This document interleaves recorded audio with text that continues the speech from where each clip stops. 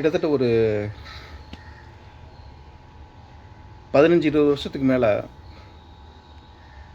இந்த பிரமிடுக்குள்ளே உணவை வைக்கிறது, பிரமிடுக்குள்ளே அமர்ந்து தியானம் பண்ணுறது அப்படின்லாம் நிறைய பேர் செய்தியில் பரப்பிட்டு இருக்காங்க.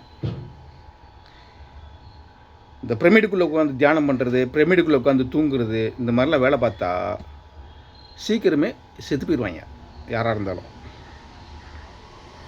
நான் பிரமிடை வச்சு பல ரிசர்ச் பண்ணியிருக்கேன், பல கஷ்டங்கள் அனுபவிச்சிருக்கேன், பல பாதிப்புகள் அனுபவிச்சிருக்கேன்.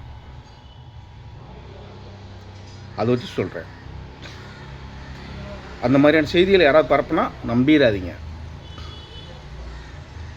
பிரமிட் ஆபத்தானது.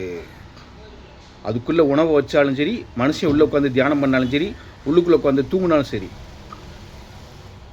சீக்கிரமே செத்து போயிடுவாங்க. இதுதான் நடக்கும். பிரமிடுக்குள்ளே உட்காந்து தியானம் பண்ணுறதுனால, பிரமிடுக்குள்ளே உட்காந்து தூங்குறதுனாலலாம் பவர் கிடைக்காது. இருக்கிற பவர்லாம் போயிடும்.